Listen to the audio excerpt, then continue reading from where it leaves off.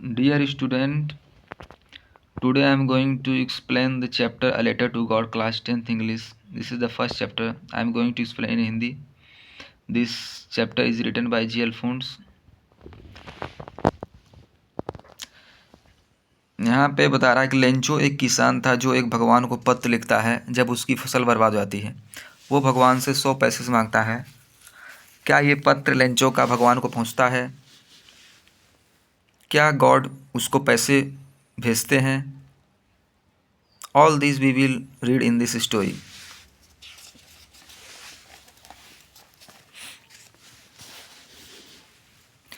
एक घर जो पूरी घाटी में ही था, निचली पहाड़ी की चोटी पर था।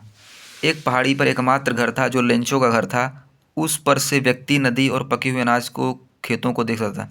वहाँ से लेंचो अपने खेतों को देख सकता था, अपने अनाजों को खेतों को देख सकता था, जो ऐसे फूलों से ढके थे जो हमेशा अच्छी फसल की आशा बताते थे।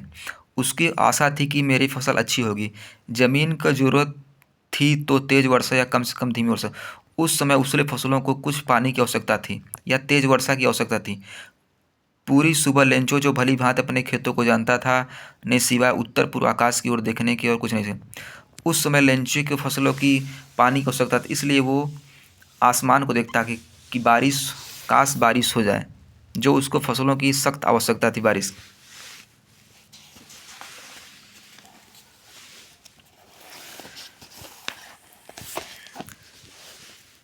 प्रिय, अब हम वास्तव में कुछ पानी प्राप्त करने जा रहे हैं। अब वो अपनी वाइफ से बोलता है कि अब हमें शायद अब बारिश हो सकती है। महिला जो भोजन पका रही थी ने जवाब दिया, हाँ, यदि भगवान ने चाहा। बड़े उसके वाइफ ने कहा कि हाँ, हो सकता भगवान ने चाहा तो शायद बारिश होगी। बड़े बेटे खेत में काम में व्यस्त थे, जबकि छोटे घर के पास खेल रहे थे। उसके जो बड़े बेटे थे वो काम में व्यस्त थे और जो उसके छोटे बेटे थे वो खेल रहे थे। तब महिला ने सभी को आवाज़ दी, खाने के लिए आओ। खाने के समय, जैसे कि लेंचो ने भविष्यवाणी की थी, वर्षा की मोटी मोटी बूंदें गिरने लगी। Suddenly it began to rain. उत्तर पूर्व दिशा में बड़े बड़े पहाड़ जैसे बादल आते हुए दिखाई दिए। मतलब it was appearing that the rain is going to be happen. उसको लग रहा था अब बारिश होने वाली।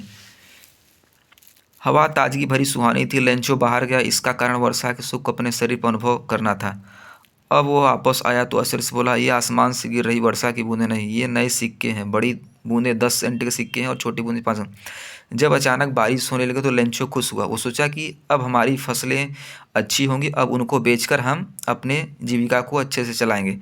और जब बारिश की बूंद हो रहे थे तो उसने कहा, जो बड़ी बूंदें 10 सेंट के, मतलब ये हमें 10 सेंट के सिक्के देंगे, और छोटी बूंदें 5 सेंट के। मतलब कि अगर अच्छी फसल होगी तो उसको हम मार्केट में बेच के अच्छी प्रॉफिट कमा सकते हैं।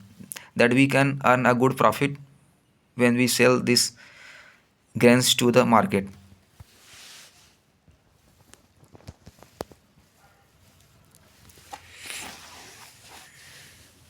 संतुष्टि के भाव से उसने पके अनाज के अपने खेतों को देखा तो वे वर्षा के पानी से भरे हुए थे।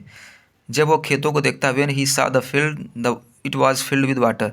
लेकिन अचानक तेज़ हवा प्रारंभ हुई और वर्षा के साथ साथ बहुत बड़े बड़े ओले पड़ने लगे। अब जहाँ पे बारिश होने वाली थी वो बारिश की आशा कर रहा था, अचानक ओले पड़ने लगे। ये वास्तव में चांदी के नए सिक्कों के समान लगते थे। लड़के उन जमे हुए मोतियों इकट्ठा करने हेतु दौड़ना। अब जो बच्चे खेल रहे थे वो उसको इकट्ठा करने, जब ओले पड़ने लगे बर्फ़ के पत्थर, तो उनको इकट्ठा करने के लिए लगे उनके बच्चे। यह तो सच में बुरा हो रहा है। लेंचो बोला, मुझे आशा है कि ओले पड़ने शीघ्र ही बंद हो जाएंगे। लेकिन ओले जल्दी बंद नहीं हुए। 1 घंटे तक घर, बाग, पहाड़ी, अनाज के खेतों में, पूरी घाटी में ओले गिरते रहे। पूरा खेत सफ़ेद रंग का हो गया, जैसे कि नमक से ढक दिया हुआ। वृक्षों पर पत्ते नहीं रहे थे। अनाज पूरी तरह नष्ट हो गया। पौधों से फूल गिर गए। लेंचो की आत्मा दुख से भर गई। जब तूफान रुका, वो अपने खेतों में खड़ा हो गया और अपने बेटों से कहा, टिड्डियों के दल के हमले के बाद इसमें अधिक कुछ तो बच गया होता। ओलों ने कुछ नहीं छोड़ा। इस साल हमको अनाज नहीं मिलेगा। वह रात बहुत दुखद थी। हमारे परिश्रम का कोई लाभ नहीं हुआ। यहाँ ऐसा कोई नहीं जो हमारी सहायता कर सके। इस साल हमें भूखा रहना पड़ा। अब यहाँ पे जब वो लेंचो एक बारिश की आशा करता है तो बारिश नहीं होती है, अचानक ओले पड़ने लगते हैं। तब वो सोचता है कि इस साल फसल अच्छी नहीं होगी और हमें इस साल भूखा रहना पड़ जाएगा। हमने जो मेहनत किया वो लॉस हो गया। अगर काश टिड्डियों के दल ने हमला किया होता फसलों पे तो शायद कुछ फसल बच जाती बेचने के लिए, लेकिन इतने ज़्यादा ओले पड़ गए कि शायद अब उसके पास कोई फसल न बचे उन खेतों में उसको बेचने के लिए। बोला कि now this year we will be hungry, we had nothing left, the hailstone had destroyed everything.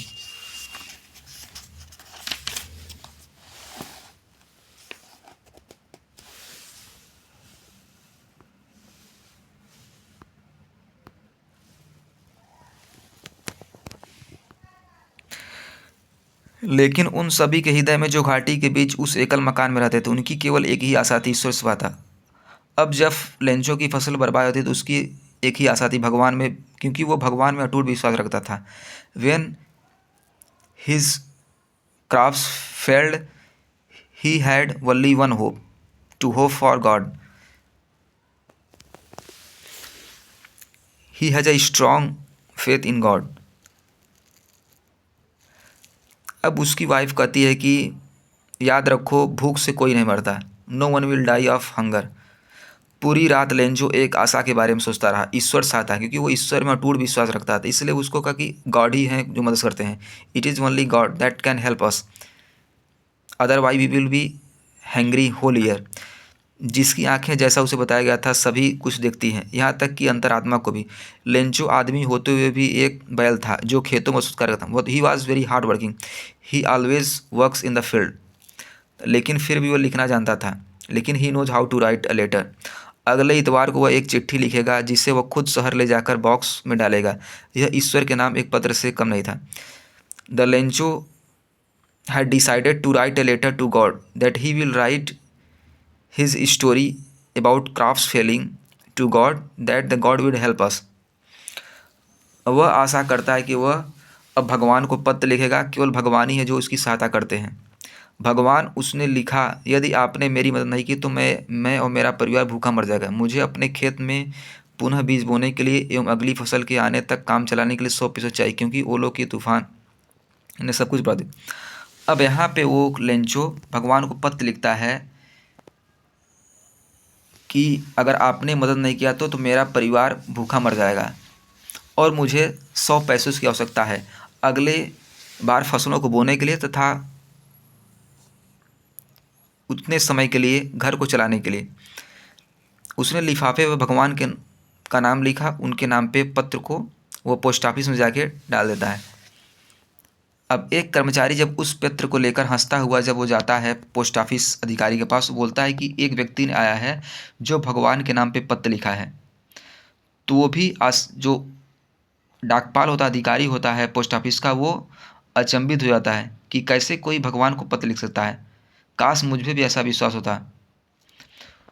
उस विश्वास को देखकर वो आश्चर्यचकित रह जाता है।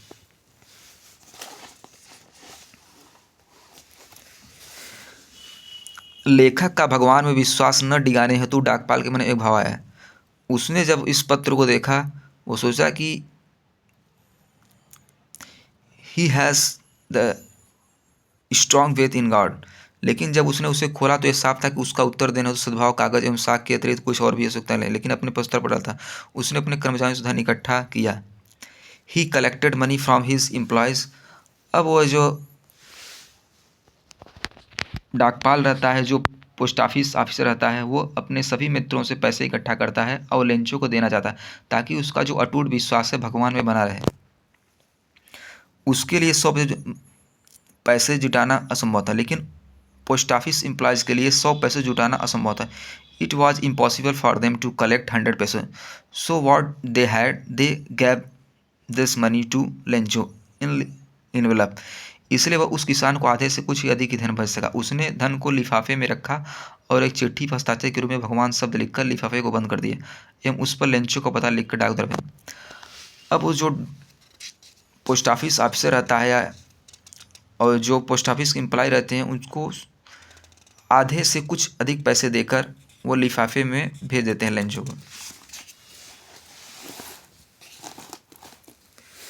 अगले रविवार के दिन लेंचो ये पूछने कि उससे कोई पत्र आया नहीं। कुछ समय पहले डाकिये ने खुद उसे पत्र दिया, जबकि डाकपाल एक संतुष्ट व्यक्ति था उसे गिरा। अब डाकिये ने उसको पत्र, डाकपाल उसको खिड़की से देख रहा था। धन लेकर लेंचो ने जरा भी आश्चर्य नहीं हुआ, और धन लेकर लेंचो को बिल्कुल आश्चर्य नहीं हुआ। उसका विश्वास भगवान में टूटता है। वो सोचता कि भगवान ने पैसे दिए होंगे। वो जब पैसों को गिनता है तो वो आश्चर्य रह जाता है। तुरंत लेंचो कागज और स्याही मांगने हेतु खिड़की पर गया। लोगों के लिए लिखने वाली मेज पर बैठकर लिखने लगा। स्वयं के विचार करने हेतु उसे प्रयास करना पड़ा। इस कारण उसका माथा सिकुड़ रहा था। जब उसने दिया लिखना समाप्त किया, वो टिकट खरीदने खिड़की पर गया और उसको चिपका। जैसे उसने पत्र में डाला, लिखना गया पत्र में उसने लिखा, प्रभु आपने केवल 70 पैसे भेजे। अब वह लेंचो सोचता है कि भगवान से कैसे गलत सकते हैं। मैंने तो 100 पैसे भगवान के मांगे थे। मुझे 100 पैसे की आवश्यकता थी अपने फसलों को बोने के लिए और अपनी जीविका को, लिवलीहुड को चलाने के लिए, लेकिन भगवान ने 70 पैसे भेजे। भगवान से गलती नहीं हो सकती। The God cannot make a mistake. शायद इस पोस्ट ऑफिस के एम्प्लॉई ने ही पैसे निकाले हैं, यही बेईमान है।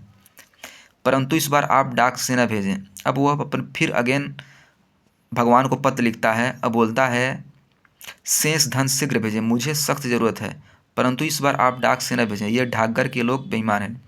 तो लेंचो को बहुत ही अटूट विश्वास था भगवान में। वह कहता है कि इस पोस्ट ऑफिस के जो एम्प्लॉय थे उन्होंने पैसे को ले लिए और भगवान से गलती नहीं हो सकती। God cannot make a mistake. भगवान ने पूरे पैसे दिए हैं। अब वो पत्र लिखता है भगवान, क्योंकि भगवान आप पैसे भेजें लेकिन आप डाक से न भेजें, लेकिन ये लोग पैसे ले लेंगे। This people will take the money. So we can say that this was the story of a poor farmer, Lencho, who was a farmer who cultivates his field. He was living in a valley. There was only one home. He has very strong desire, very strong faith in God. When his crops failed, he write a letter to God to ask him money, 100 pesos. But he got 70 pesos because the god had not sent the money. The post office employees have sent the money, 70 pesos what they have.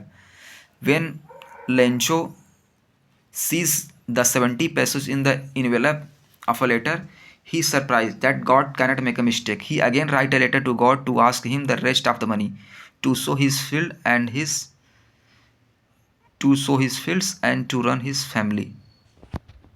That's all. Thank you.